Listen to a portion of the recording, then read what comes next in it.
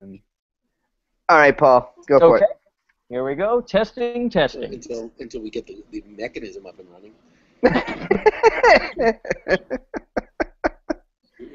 All right, this one's for the ages. Here we go. Today on Quality Time with Family Ties, we learn home is where the coming is. I love it. I love it. And a 3, 2, 1. Hey, everybody. Welcome to Quality Time with Family Ties. I'm one of your hosts, Scott Jones. Joining me, as always, Mr. Paul Packler. How are you, Paul?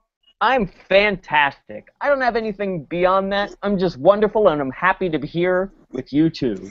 I'm happy that you're happy, Paul. That made me feel happy. There you go. Wow. Corey, are you happy? I'm always happy because that's really I'm always happy. Yeah, I am. I'm happy. You are. I'm happy that you both are happy. This is why you played Happy more than you played. No, never played Happy. You never played Happy? No, they wouldn't let me play Happy. Not even in, like, Death of a Salesman? Did you ever play Happy? You know that when I was a young man, I would have liked to have played Happy. Yeah. You've been great. You've been great. Well, guys, if you're watching with us on Netflix, we are on Season 2, Episode 2, Homecoming. And as we alluded to at the end of our last episode, sadly, for our listeners, Jeff is returning. Oh, dear God. Oh, Now, dear if you God. don't remember, if you're listening for the first time, Jeff is the bane of our existence. He's Yep. been in 2 episodes so far. He is Mallory's boyfriend, who used to be her French instructor or French tutor. Yep. And we yeah. hate him. We hate him. We hate him more than Jennifer. Oh, because he's supposed to be a character. That how they list inside a script cast of characters. Mm-hmm. And this guy, they seem to have gone out of their way to give him no interesting traits whatsoever. Oh. Certainly nothing comedic. I feel like the writers had some vision of what Jeff was supposed to be and didn't write it right, and the actor translates it wrong in a horrible, horrible way. Horrible. It's dreadful. We've had a whole episode of bashing Jeff, and we're very sad. We thought we were done with him. He's back. And he's weirder than ever. He's even stranger. He used to be boring, and now he's weird. He is weird. It's just, I don't get it. At a certain point, I guess this is how they're making Mallory out to be dumb, is the fact that at a certain point, a bright girl would say, get this loser out of my life. And I gotta give it to Justine Bateman. She is acting the hell out of this script. She is trying so hard to get something of a performance out of her co-star, and it just isn't happening. Do you think that they keep bringing Jeff back so that way, like, in their wrong-headedness, they're trying to make Mallory not look like a slut? Do you think that? Do you think that's why they I do. I think it's something like that. I don't know if that's it exactly, but I think they're trying to do something to Mallory by bringing Jeff back and having her have a steady relationship. Like, she couldn't just date all the time like Alex does. Like, so far he's had like half a dozen different girlfriends. Gotten laid, yeah. But if it were Mallory, then we would be judging the hell out of her. So we have to keep bringing back this idiot. Right. Like, and it would be that's being nice. That's being extremely nice. Because this episode, I thought, before knowing that Jeff was going to be in this, I listened to our previous Jeff episode, and we bashed the shit out of Jeff. I hated him so much. I hate him even more in this one. What? Mm-hmm. I felt guilty the last time. I felt like, oh, this poor young Dukakis person. Yeah, I donated to the Dukakis campaign. Why should I hate him so much? I do. But I don't know why. It's just he's so dull. He's so dull. Stupid. The actor can't figure out anything clever to do with this character. It's just a mess. Yeah. Okay, here we go. Let's take a deep breath, everybody. Let's get through this. All right, so it starts off, we're in the living room, and Jennifer and Alex are there, and Mallory is getting ready. She is nervous. She's upstairs getting dressed because Jeff is returning home from college. And there's a little talk. There's this weird talk that Alex and Jennifer have. It's supposed to be like a bird and the bee talk, and it's about blue jays and plumage, and that's what Mallory's doing. Like, she's getting some plumage to attract her mate. It's already we're off on a very weird foot. I like that Alex calls it a deviant jay. Yes. And I was just like, like that when Jennifer's like, actually, male blue jays are the ones that have interesting plumage, and it just made me think of David Bowie, and I was like, hell yeah, David Bowie. Yeah, David Bowie had plumage. Yeah. He was a deviant jay, and I loved every second of it. Oh, that should be like a slang term for Bowie. Like, he had the thin white Duke. Deviant Jay should have been what for Bowie. Yeah. Totally. But then, thank God, Mallory comes down the stairs, and gentlemen, I applaud her. Yep. Bravo, Mallory. Oh man, she was fantastic. Oh my God. They kept saying that the running joke was that she was wearing one of Jennifer's dresses, but to me, that it was so short. She was wearing what's the youngest Cindy's dresses from the Brady Bunch. Very hip green skirt. Yeah, she looked great. And like, Justine Bateman was 17 at the time, but I'm gonna say she was pretty fucking hot in that dress. She looked adorable and very contemporary. Now they make up for it later in the show. I don't want to get too far ahead, but in the second act, we're back to the first season's reject costumes. But she looks great right now in the first scene. Corey, for an '80s audience, that's all their minds could, that's all they could take is that one. That's all they were walking down those stairs, and then Van Halen started playing, and the audience's minds exploded. 3 guys in the audience had a heart attack after that. All right. So she's nervous. Jeff is coming back home. It's the first time he's been home from college, and she's just worried, that things have changed between them. And the weird thing is, and this is where we're starting to see the weirdness, is that Mallory has become the Jeff. And then when Jeff comes in, he's more like how Mallory was, where she's constantly nervous. She's like, when Jeff knocks on the door, she's like, what if it's him? And just, it's like, what the hell is going on? All of a sudden, she's socially inept, and I don't understand that. I actually wrote, is this some kind of Freaky Friday thing where Mallory is now Jeff and Jeff is now Mallory? Because you think right when Jeff enters that his character has changed. Like, he's confident, he's shaking hands. I was like, oh, maybe they rewrote the character a little bit. Yeah. Well, there was that section at the beginning when Jennifer was carrying around that O. Henry monkey's paw, so it could have had something to do with that. That's right. They were wishes. Yeah, they were arguing as they blew out the candles on the cake, and then George Burns came in. Yeah. Right.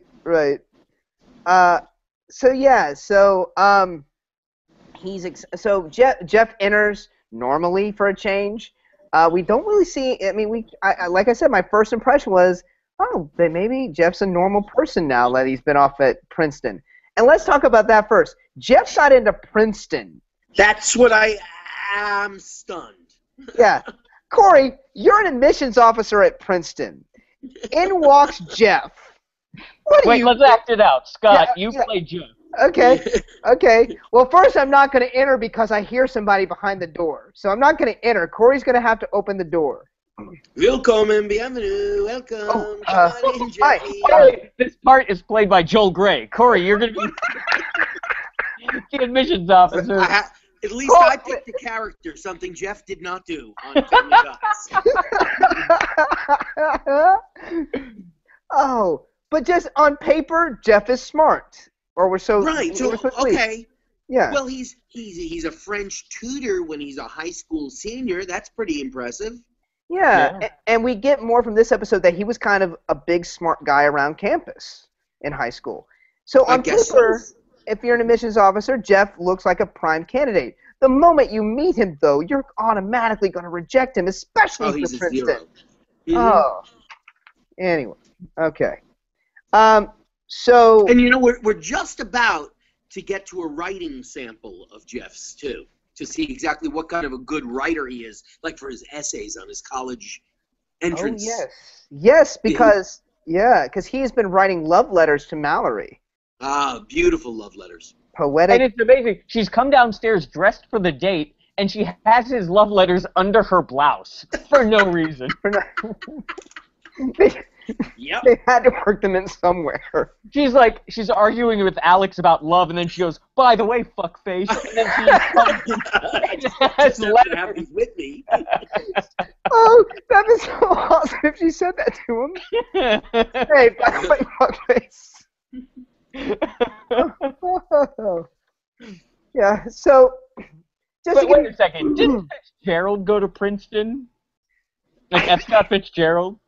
I think he did. And so this is the level of writing that Jeff is on par with as a fellow student. And I'll paraphrase the love letter that Mallory reads. I didn't have it written down. Please do.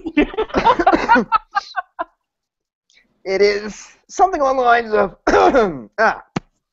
getting my focus here. He's choked up by the emotion of it, audience. It's powerful, guys. It's powerful. You can't see the tears welling up in his eyes. Okay. I am sitting in the cafeteria. I am looking at cream corn and thinking about you. Your pal, Jeff.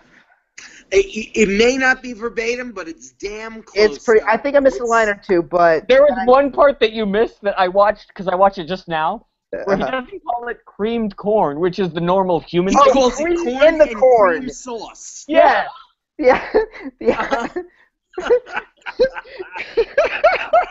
Corn and cream sauce. Then it's trippingly off the tongue. Again, this asshole got into Princeton. Your pal, Jeff. Yeah. Oh God. Every woman loves to hear your pal. Yeah. And how they've been dating for a while now, and that's how he's signing his letters. Oh. You know, it reminded me of my 13-year-old girlfriend, 14-year-old girlfriend, 14, and I dated her like from February until June of my 9th grade year. Oh, thank you for clarifying. All right. Yes, and so 9th grade, and so we dated, and we never did anything. I maybe put my arm around her once when we were coming back from a field trip to a dude ranch, and it was in the dark. So I think I slipped my arm around her and didn't move it. And then finally, on the day after school ended, we went to the beach together. And she quickly sat me down and told me she was breaking up with me because I never kissed her. Wow. She just said, "You never kissed me." And I said, "Well, I could do it right now." And of course, Too late. Said, fuck you, too late. It wasn't going to happen. No. Wow. You should have done it on your own because that would have made me feel good about me. Right. Now it won't feel good if you do it. Right. Corey, you dated the most emotionally mature women throughout all of your teenage years. Wow. I did. And so I didn't, and I thought to myself, wow, that's sort of like Jeff and Mallory. Except Mallory doesn't really break up with him that much. Like, I mean, they separate, but not to spoil it. But yeah. Well, I don't think you could spoil this episode. No, I think they already took care of that about 30 years ago. If anything, we're making it better by doing this. I feel like we're doing a great service for this episode. We are. We're making it sound so much This more is part of my interesting. public service. I'm getting hours for this in the court. Corey, your story right there is way more interesting than this episode. I can't wait until, Corey, you talk about the girl that you dated when you were both 8 years old, and she was like, "Listen, Corey, the thing about transphobia is that the gender that you are is how you think of yourself." And back in 1968, you were like, "You know what, Rita? You're totally right." Oh. All right. So Jeff arrives. And again, I thought he was kind of normal, shaking hands for the first time, like greeting everybody. Yeah, and he's tons of energy. Tons of energy. I was like, this is a new Jeff. And he's wowed by seeing Mallory, as anyone would be, with what she's wearing. and it's just like this reconnecting. They're very excited, and they're going to have lasagna for dinner. And I made a note is because they have the lasagna in the kitchen, and I just made a note.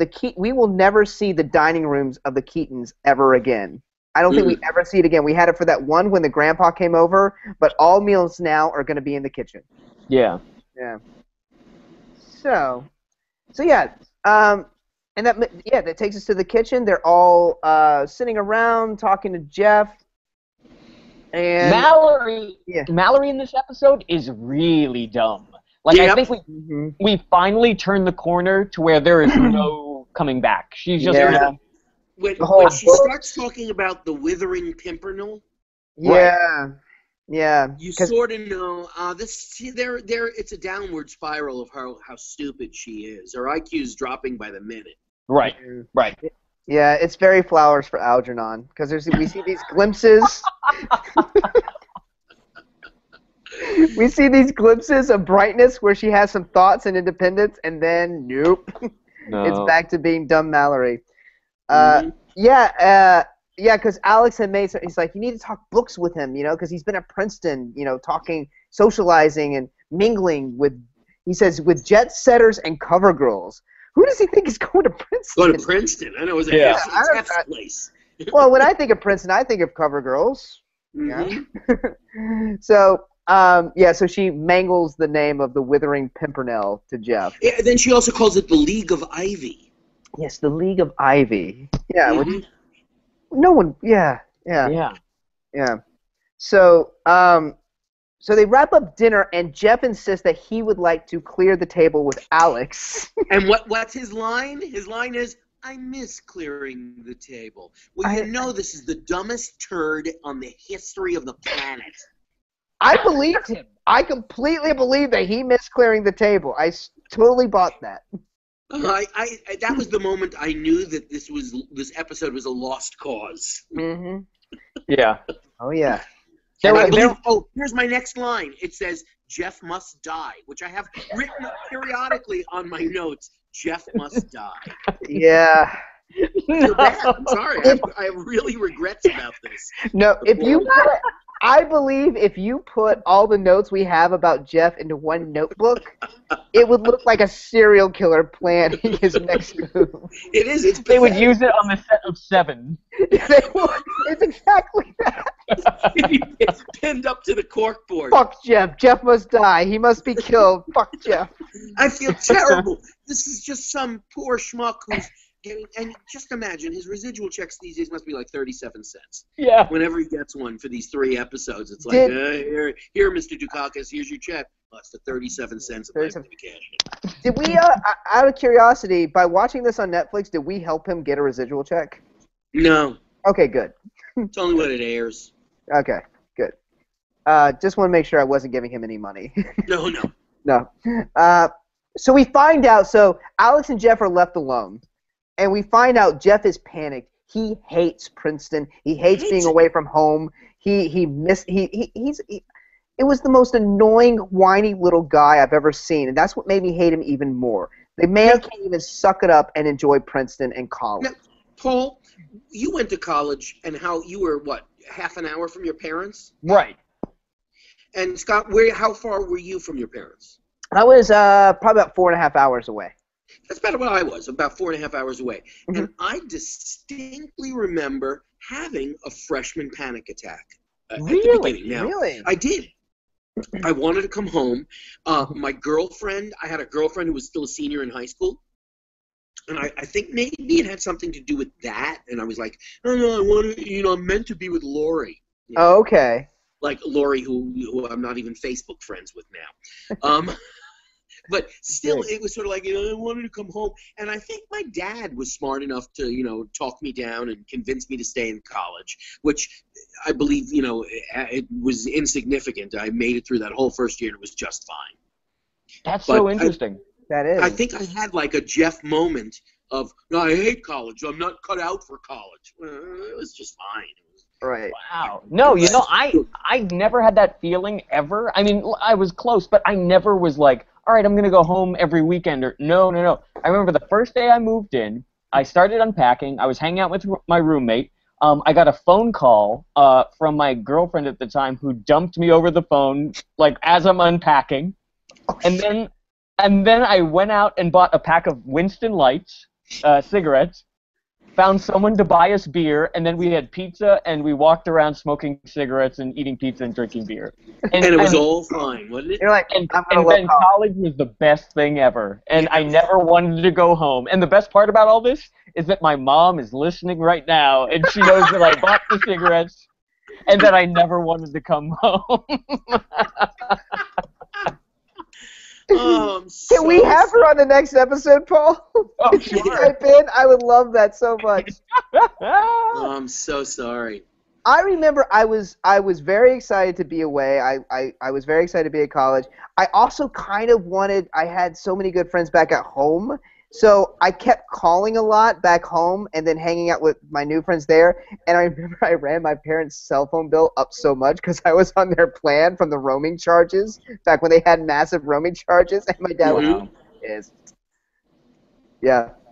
But I love college. There was no indication. It's like, yeah, this is going to be fine. I'm going to have a good time here. Mm-hmm. But Jeff hates it. He hates Princeton. He's at I can't believe Princeton. anybody would hate Princeton. It's Princeton. It's Princeton. Like, and they even say, I love this. There's even a word like the whole, I think Elise tells him the whole town is proud of you.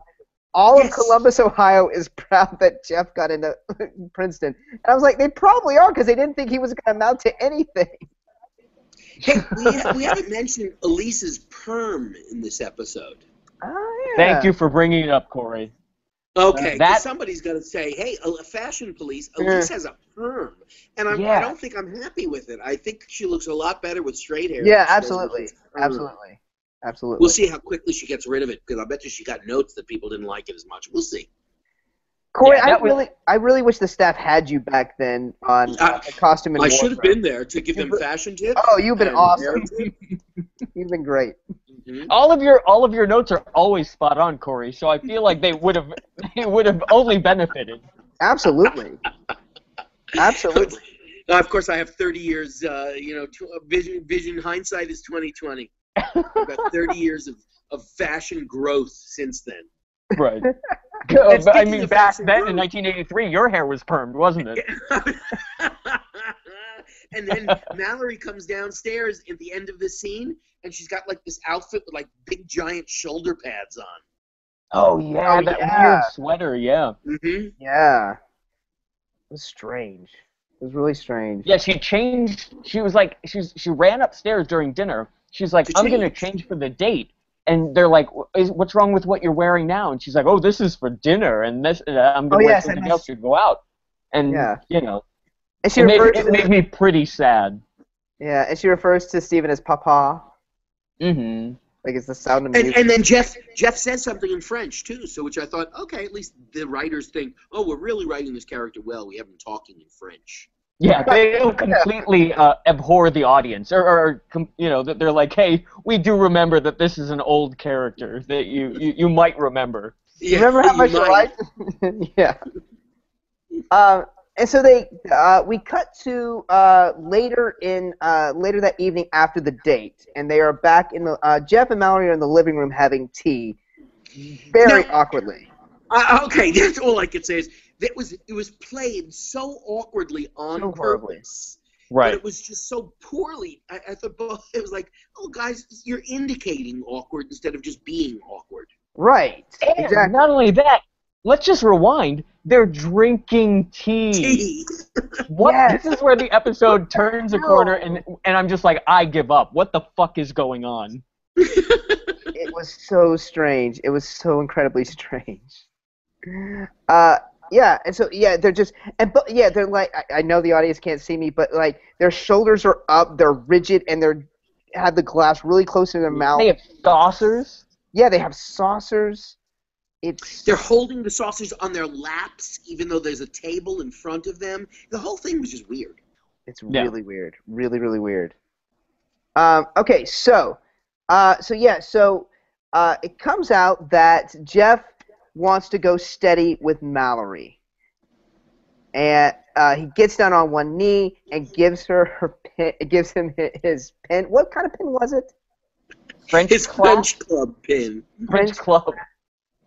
Yeah. All right. And the main reason that he's doing this is so he kind of has a reason to be back home because now he's going steady with Mallory.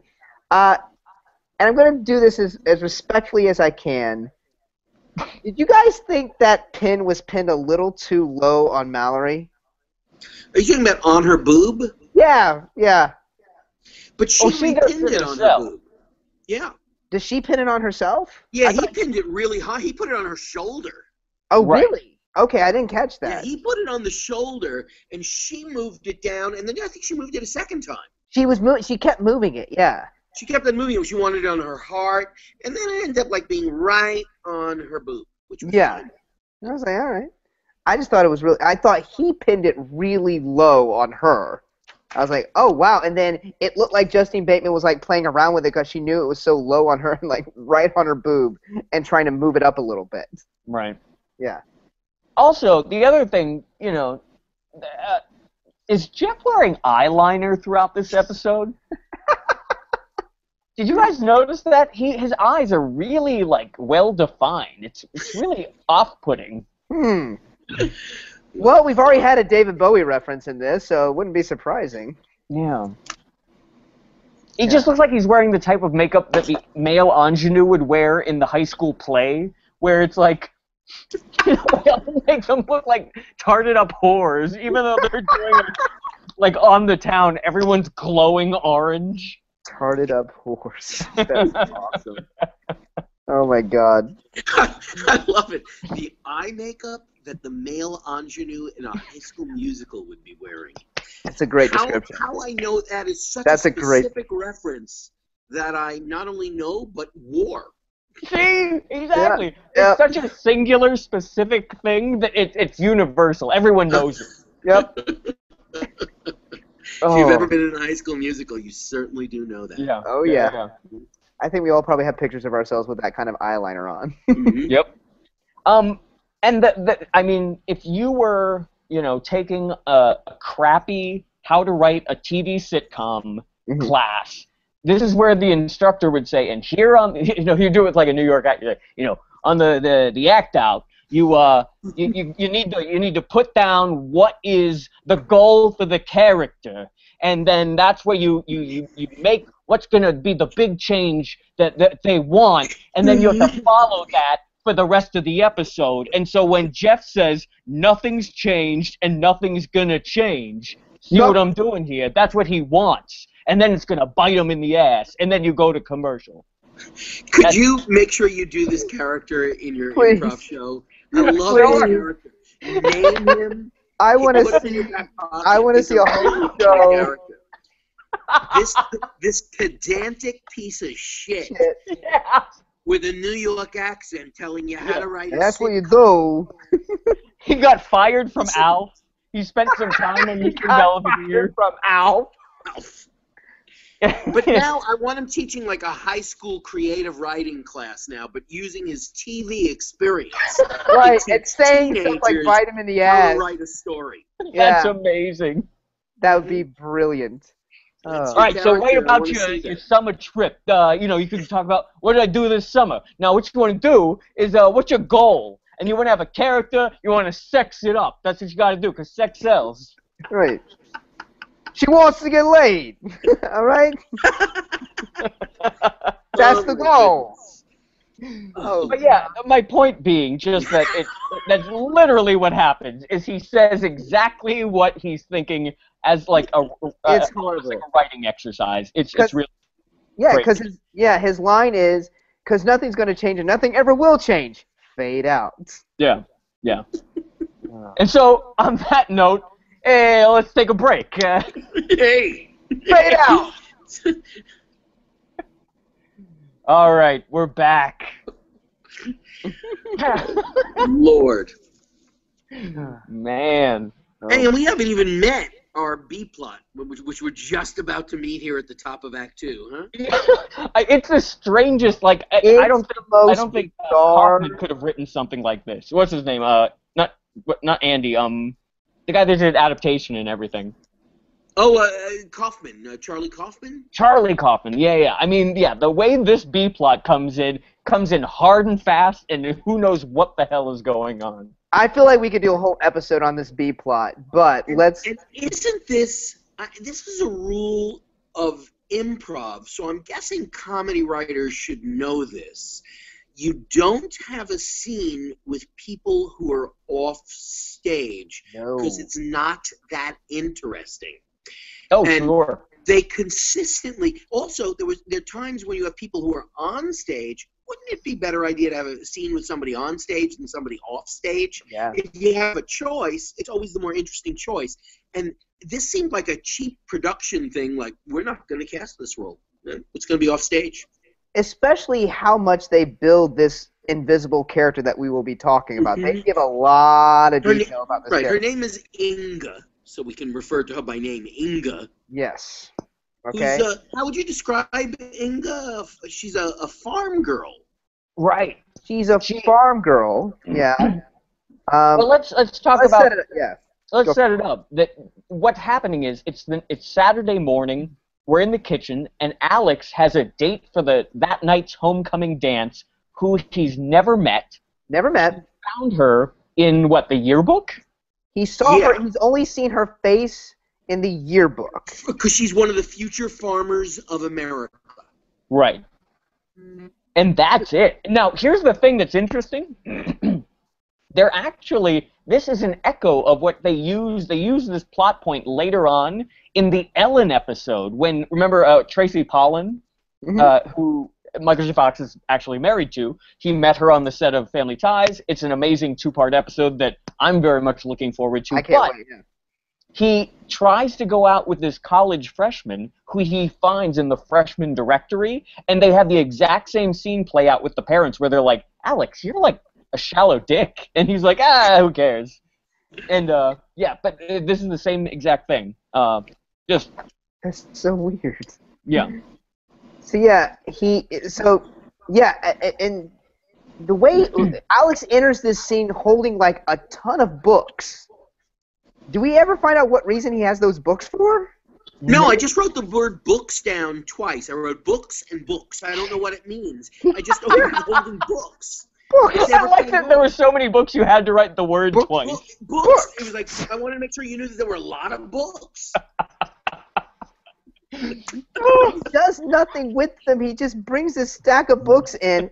They ask him about the dance. He says he's going with this girl, Inga, and just like Paul said, never met her, only seen her picture in the yearbook. And that's his date. And she's part of the Farmers of America, which seems like a very weird choice for Alex Keaton. Right. And then Mallory comes in, right? That's the next thing? Yep. Now, Mallory comes in her blue robe, and she seems like she has been ravished. Yeah. Like, if she had a pipe or an implement of tobacco use, we would have to assume that she got laid last night, because that's one half in the Family Ties semiotics is that if you're wearing a robe and then you're smoking something, you just had sex, and she's only got half. So yep, yeah. But we know that's not true because she's dating Jeff. Right. So is this what she envisions, or what the writers envision? Oh, now that they're going steady, she's a mature woman. She's a made woman. Yeah. Yeah. There's definitely She's wearing the pin on her robe, and she's swilling orange juice in a wine glass in a sophisticated manner. Yeah. Let's acknowledge that. She pours orange juice, the drink of the Keatons, in a wine glass, swirls it around, smells it like she's going for a tasting of wine, and drinks it. That's how much the Keatons love orange juice. It was amazing. All right, so she tells Mom and Dad that she's now going steady with Jeff, and Alicia and Steven kind of express, we aren't really all for this. We're not going to forbid you, but, you're only 15. But here's the weird thing. They were going out before. Like, I don't know. Maybe I don't know what going steady, quote-unquote, means. But that means monogamous. Yeah. Yeah, but weren't they before? There's a pin on her now, Paul. Right, but I mean, weren't they going? Weren't they going steady prior to this? There was no Yeah. other. We didn't know Mallory dating any other boys. We certainly don't know. Jeff certainly couldn't get another girl. Right. Yeah. Yeah, it's just very weird that Elise especially and Steven are concerned about this going steady thing. It's something that my parents would have said to me. Oh, I don't think it's a good idea for you to go steadily with one girl. You're too young for that. That's my father's voice. That's your father's voice? Yeah, that's my father's voice. Yes, he's very. I'm going to be very creepy about this. It's like Peter Lorre. Yeah, it is very My father's Peter Lorre. Father was Peter Lorre. Oh my God! What if both of your parents and my script doctor character lived togeter in a home? That would be amazing. Oh, we got a play here, I think. Yeah. Or if it were like a John Patrick Shanley play, they would all be in a bar together. I think in like the Bronx. Oh my God. And Mallory, like towards the end of the scene, I wrote Mallory's kind of talking like a Stepford wife. Yeah. Like, Jeff and I will live for. Yeah, it's really strange. But she also she springs the news on Elise and Steven that Jeff is going to go from Princeton to Grant College. Yes. And this is also another thing that they use later on, that Mallory does end up going to Grant College. Because Alex makes a joke, he's like, that's the kind of college you could get into, Mallory. Yeah, I thought that was a funny line. Actually. And she does end up going to Grant College. It becomes how bad it is if Mallory can get into it. Totally. Does Alex end up going for a little bit to Grant College? No, he goes to Leland. Okay. Yeah. Okay. So yeah. So Mallory heads off blissfully, and there is a phone call bit from Inga. Once again, break it down. And she's calling Alex about the date, and actually, from what we gather, ask Alex to call like a pig over the phone, going, "Suey, suey." Yeah, her pig had a baby, and she wants Alex to talk to the pig. Mm-hmm. I mean, it's like this B-plot was written by Tristan Zara, the Dadaist playwright. This is insanity. Yeah, that's a good idea. The scene out on this is Alex talks to a pig. It'll give us a lot. Hey, yeah, I worked on Green Acres. I used a PA on that. Green Acres. Oh my Lord! Yeah, my first gig in Hollywood. I got out there. I was cleaning pools, and then I got picked up to go to be a personal assistant on Green Acres. Zsa Zsa Gabor's sister. She's super hot. Yeah, it's awesome. It's just the weirdest thing. He's going suey over the phone, talking to a pig, to a girl that he has never even met. Yeah. Oh. And this is how we end the scene. Yeah. We're out on this. Yeah. All right, so we are. So when we come back, we're at the dance. Mallory is alone. And they're in like a new hallway set outside of what the gym is. So instead of getting an actor to play Inga, they spent their money on this set. Right. So we don't actually see the dance or anything inside the gymnasium. It's just right outside in the hallway of the high school. And Alex comes stumbling out. He has been dancing all night with Inga, who apparently just is a nonstop dancer and has been forcing the band to keep playing, and actually gets them to play a country song. You know what? Also, I'll say this. It seems like it was one of those things where on the DVD or Netflix or whatever, they couldn't get the rights to whatever music was on the original broadcast, because the music sounds very odd. Because they do play like Turkey in the Straw at one point. That's what I'm hearing. That's the only thing I remember is Turkey in the Straw. It's got to be in public domain. Right. And it was like other incidental music that probably wasn't the real stuff. Legal probably told them it was too expensive to get whatever they originally had pumped in, and totally they swapped it out with something. Right. And Alex is Alex is exhausted, and he asks Mallory, he sees Mallory standing all alone, wondering, and we find out that Jeff has been spending this whole time reliving old memories around the school. But memories, the memories that we have usually stand out for a specific reason, because they're interesting, or they move you, or they mean something to you. But his memories were just sort of like my locker. I don't get it. Bunsen He's so burner. dull. Yeah. Mm-hmm. Yeah. A teacher that didn't even remember who he was. Right. Yeah. And that teacher that walks on, he gets like an under 5 role. That teacher is literally a David Cross character. It is. I don't even think that was a real person. It is. Oh my God, you're right. I thought to myself, what a terrific character actor that was. He must have worked like it was going out of style. Very interesting actor. I thought. Yeah, he did great. Yeah. But yeah, and so Mallory's obviously upset because they haven't danced. They're supposed to be going steady. Alex is pulled. This was the weirdest moment too. It's a bit where it looks like Alex is supposed to be pulled back into the gymnasium by Inga, who's apparently very strong because she works on a farm. But we don't see an arm or a grab or anything. It's pretty much Michael J. Fox acting like he's being thrown into the dance. Yes. So strange. Yeah. They didn't even want to pay an arm to come in and drag him out. They made him do it himself. Yeah, and if you're making Inga invisible, he could just be like, okay, I'm coming, and then walk in, you know? Mm-hmm. It's so weird. I mean, there's no funny thing about not seeing this girl. Why? Is it literally just not paying an actor? I got to imagine to they be. didn't want another guest star, that they figured, we're paying this Dukakis kid a lot of money. Right. But Right. as much as you've established this character, you kind of have to see her. There's so much of Inga, especially in this last half, of just talking about her. Yeah. So it's very curious decision they made. I'd love to hear. I'd love to visit Gary David Goldberg in heaven, but even though there is none. Sorry, kids. Sorry, spoiler alert. Oh man, this episode is breaking all kinds of hearts. Sorry. Look, we just had Jeff back, Corey. We don't need this shit right now. Sorry. I'll drop it. But I'd love to talk to Gary David Goldberg in some other in our next lifetimes. Mm-hmm. Yeah. And say to him, what were you guys thinking with Inga in season 2, episode 2? After all the man's done and created, that's the thing. That's my question. I'm going to hammer him. I'm with you. On season 2. Why Jeff? Why Inga off stage? I don't understand it. Makes no sense. It would have been hilarious if when he was dying, that his last word was Inga. That it was like... He's about to tell like Rosebud? Yeah. Inga. And they're like, was Dad cheating on you, Mom? And No.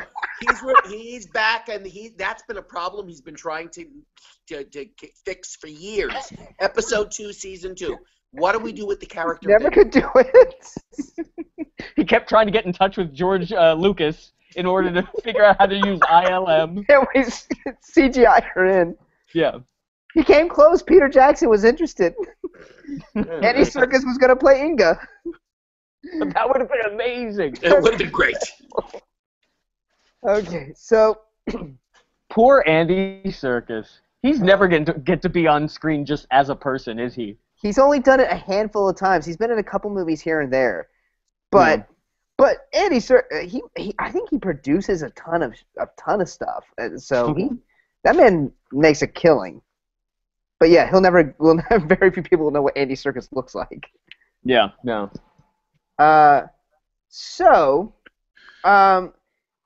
Mallory, Jeff is off again trying to go help clean up the punch, and Alex comes back out exhausted because he's again dancing with non-existent Inga, and Mallory's favorite song is played again. It was really weird because it was like Muzak music that was just put in, and she said it's her favorite song, and so Alex is like, would you like to dance? And she's like, yeah, sure. And she drags Michael J. Fox over her shoulders because he can't. Because Family Ties can't get enough of weird cryptic incest between Alex and Mallory. I thought that's exactly what I thought. I thought they're back to that weird incest again. Yeah, they did this with the jukebox episode, and now this, like. Yeah. Good pull. That jukebox callback. Yeah. It was. I was like, it took me a second to remember. I was like, oh yeah, they did this when they had the jukebox. It was weird then, and it's weird now. Yeah. All right, and so that's a fade out. We cut back to the living room. Alex is chewing a straw of hay, mesmerized by the thought of Inga, and just talking about like how she could really bale hay and just like how amazing she is. Their original idea was not, I understand, that it was not to actually have him doing that to prove his love for a country girl. He was actually going to stand there sniffing a pair of Daisy Dukes. But they couldn't get the rights to the jeans. That would have been so much better than this, I'll tell you.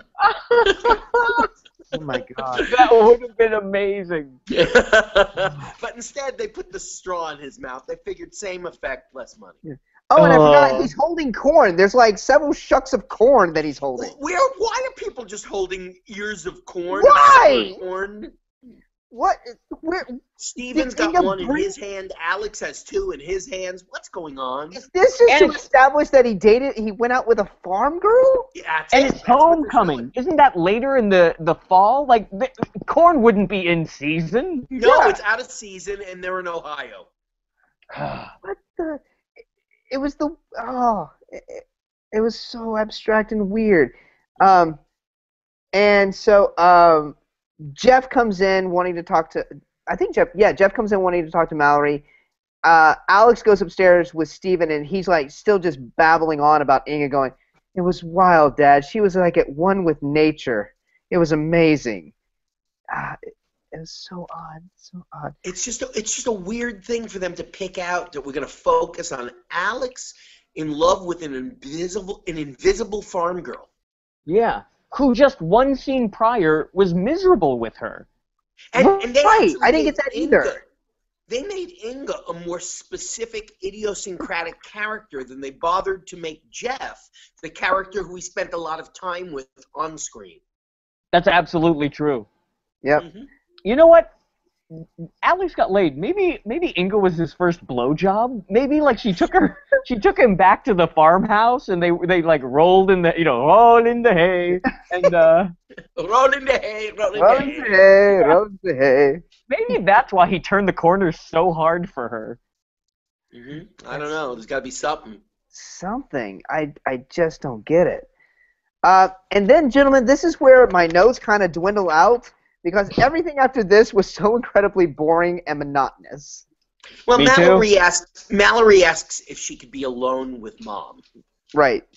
So she talks to Mom, and basically, Elise, I mean, it's a nice conversation. Elise basically says, that, kind of just they're both going to have different experiences, that, isn't it best, for Jeff to be at college and you to kind of date other people here and just kind of, grow up.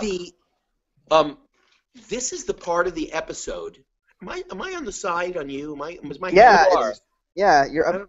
But it adds human interest for anyone watching on YouTube. Absolutely. Okay, that's exactly what I'm gonna just be right here.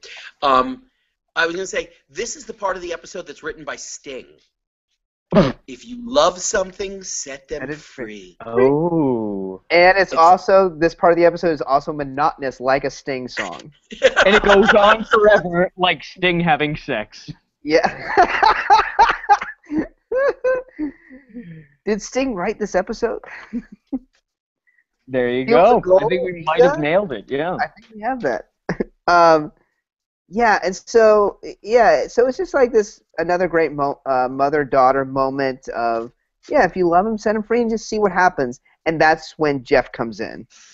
So and you know what my only note from this point is bad scene.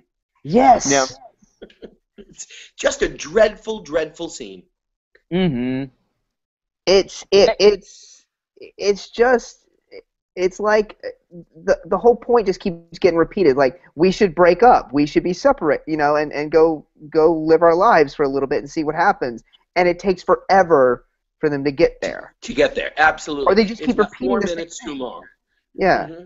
There's a whole Did bit you of... ever have a girlfriend where, like, you have this, like, so dramatic love affair, and you would stay up all hours of the night talking about life with each other, and, like, break up at midnight and get back together by 4 in the morning, and just like, ugh. It was as exhausting as that.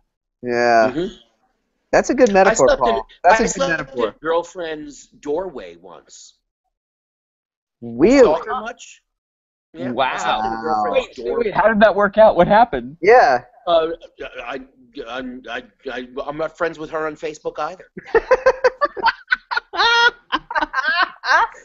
All my ex-girlfriends, not friends with any of them. My ex-wife, I am. I saved that for my ex-wife. But Corey, I will put this, give you this. It does sound you learned a lot from each ex-girlfriend.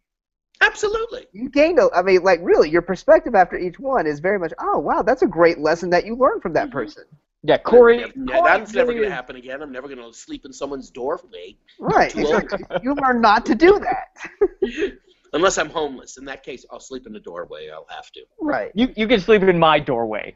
We're friends. Trust me, you're not far away from the doorway I slept in, Paul. Yeah. But was it 9th Avenue and 52nd Street, if I remember correctly? Oh shit, that was scary. That's a scary area. Well, Hell's Kitchen. It's come up now, and now it's lovely, isn't it? Oh yeah, now it's where all the obnoxious Broadway people live. Yeah. I love the obnoxious Broadway people. Jazz hands all around. Yeah. Don't use your cell phone. Yeah, and so it resolves with that they are just kind of, that they're scared to be apart, but they need to see what happens because it means that they care about each other. And Jeff tries to throw in, okay, we'll go steady on weekends and holidays. And Mallory's like, well, weekends are going to be kind of hard, maybe just holidays. Okay, we'll be steady on holidays. Which is just break up. Just break up. Break up. It'll be fine. You'll be fine. You'll be happy. It's for the best. It's just not meant to be. All those pretty co-eds at Princeton? Come on, you'll find somebody, Jeff. Trust Jeff, no. Jeff won't. It's not going to be fine for Jeff. But Mallory will be fine. Mallory will be great. She'll find another boyfriend. Oh, yeah, she's going to do great. Yeah. If you count Nick as being great, then yes, she does great. Nick was at least more interesting than Jeff. Yeah. I don't think I hated Nick for some reason. I don't know why. I didn't hate Nick. No. There was something lovable. It's because I'm being elitist. I'm being Alex P. Keaton. Oh, okay. That's my fault. Yeah. Anyway, but yeah, that's the episode. I mean, it's just, it peters out with 2 boring scenes back to back between Elise and Mallory, and then Mallory and Jeff, and it's just like this slow landing of they're going to break up, and you just don't care. Watching the whole thing, it's just so boring. Because the whole time you're thinking, yeah, they should be broken up. This is really what one, if you're off at college, you don't want a girlfriend. All right, you're footloose and fancy free. And if you're in high school, you don't want the worry of having a boyfriend or a girlfriend all the way out of college. It's best for both of you. Yeah. Yeah. My high school girlfriend and I dated my whole freshman year of high school because she was freshman year of college. She was a senior in high school. So the second she started college the next year, she didn't waste any fucking time at all in dumping my sorry ass. I think she was in college for 2 weeks. 2 weeks when she called and said, "We need to talk." Oh man! And it was like, "Did you meet somebody already?" And it was like, "Oh no, that would never happen." It was like, "You bet your ass that's what happened." Or if not, she was planning to real soon. She dumped me by the Jewish holidays. And then you made it on her Rosh Hashanah apology. She called you to apologize. I told her to. You better fast this year, Lori. I'm telling you that much. Yom Kippur, when that comes along, you fast because you sinned. But we were talking before the episode. Even as bad as this episode was, it had a little bit more strength than the stuff we saw in season 1. I agree. I think the writing was stronger. I think the jokes were stronger. The use of Jennifer was more judacious. I thought Alex was actually written well, in spite of the fact they gave him that ridiculous plot with Inga off stage. I thought there were a lot of good things. Not a lot of Stephen and Elise in this episode. Right. I think that's what we're turning to. You know, judging by these last 2 episodes at the beginning of the season, it's now focused more on the kids, and the adults are just kind of the roles have kind of been reversed. The adults are just kind of be popping in. It's not going to be about them as much. And it's about romance. We're 2 for 2 about like sex and relationships. Absolutely. Of kids. Yeah. You know, making it a little bit more exciting than, let's say, nuclear war. Guns. Yeah. This feels more like a sitcom to me, like the stuff you expect from a sitcom, you know, instead of solving all the world's problems. So yeah. Well, guys, I think we covered it. Absolutely. Excellent. And if we didn't, I really don't care because I hate Jeff. Be sure to rate and review our show on iTunes. And for questions and comments, email us at qualitytimewithfamilyties@gmail.com. Follow us on Twitter at QTWFT for updates. You can also follow each of us on Twitter. I'm at Follow Jones. I'm at Paul Packler. And I'm at Corpep. Also like the Facebook page. We'd like to thank our host and producer, Barbara Dillon at Fanboy Comics. Fanboy Comics is an online conglomerate of geek media, providing its readers with daily reviews, interviews, and podcasts that span the pop culture spectrum. Be sure to check them out at fanboycomics.net. We also like to thank Perry Adams, who beautifully performs the Family Ties theme song, Without Us. Check out Perry's music and dates at perryadams.com. Also, Bryant Dillon, who created our fantastic drawing and artwork, as well as edits our show. Bryant is the president and co-founder of Fanboy Comics, so follow him at Comic Book Slayer on Twitter. We also lastly like to thank Sean Foster, Fanboy Comics graphic designer, for designing our logo. Thank you, everybody, and we'll see you all next week. See you next week. Bye. Bye. Bye.